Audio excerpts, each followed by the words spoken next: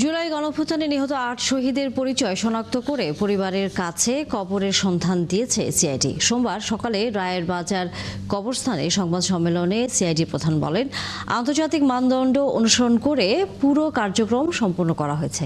এ সময় উপদেষ্টা আদিলুর রহমান খান জানান, দেশের জন্য তাদের আত্মত্যাগ বৃথা যাবে না। আর বাকি শহীদদের পরিচয় শনাক্তের প্রচেষ্টা অব্যাহত থাকবে বলে জানান মুক্তিযুদ্ধ বিষয়ক উপদেষ্টা ফারুক ই আজম। বিস্তারিত মাইনুল মারুফের প্রতিবেদন।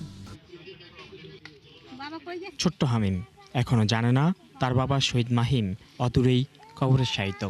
বাবাকে চিনেছে ছবি দেখেই, তাই ছবিকে ছুঁয়ে দেখা আর ছবির সাথেই খুনসুটি তার।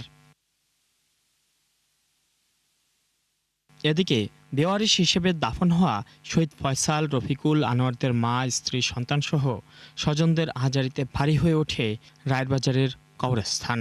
বিচার চাই আমরা, তারা যে আমরা যে জীবিত থাকার কালীন আমরা জীবিত হারা থাকি, যে তাদের বিচার হয়, আল্লাহ যেন তাদের বিচার করে। 18 জুলাই আমার ভাই বাসাতে বের হয়েছে, বের হওয়ার পর আমরা হাসপাতাল, মর্গ সব জায়গায় তন্ন খুঁজেছি, কিন্তু আমার ভাইয়ের কোনো খোঁজ পাইনি। থানাত গেলাম, পুলিশরা ঠেলা ঠেলা কালা বার করে দেয়, এরপরে হাসপাতালে গেলাম, জেলখানাত গেলাম, সব কাজে। রায়েরবাজার অস্থায়ী মর্গে 7 থেকে 27 ডিসেম্বর পর্যন্ত 114 জনের অজ্ঞাত মৃতদেহ উত্তোলন করে ময়নাতদন্তের সময় ডিএনএ নমুনা সংগ্রহ করে সিআইডি। এরপর 9টি পরিবারের দেয়া নমুনার সাথে মিলিয়ে 8 শহীদের পরিচয় শনাক্ত হয়। দীর্ঘদিন পর হলেও প্রিয়জনের কবর শনাক্ত হওয়ায় কষ্টের মাঝে কিছুটা সান্ত্বনা পাচ্ছেন তারা। পাশাপাশি চেয়েছেন দৃষ্টান্তমূলক বিচার। কবর আমরা শনাক্ত করে যে আমার লাশ আমরা বুঝা পাইছি, এই জায়গায় আমরা খুঁজে পাইছি, যেন বাচ্চাগুলো পরবর্তীতে দেখাতে পারি যে তার বাবা কোথায় আছে। জানি না, অনেক ভালো লাগতেছে, অনেক শান্তি পাইছি যে ভাইয়ের আইসা হোক ভাইয়ের কবরটা দেখতে পারবো, দাঁড়ায় দোয়া পড়তে পারবো, দোয়া করতে পারবো।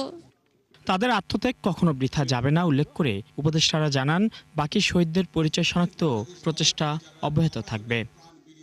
এই কার্যক্রম কেবল আইন, মানবাধিকার এবং আন্তর্জাতিক মানদণ্ডের প্রতি আমাদের অঙ্গীকারেরই প্রতিফলন নয়, এটি নিখোঁজ শহীদদের পরিচয় নির্ধারণ, পরিবারগুলোর অনিশ্চয়তা দূরীকরণ এবং ভবিষ্যতের বিচারিক কার্যক্রমের জন্য গুরুত্বপূর্ণ ফরেনসিক প্রমাণ সংরক্ষণেও সহায়ক হয়েছে।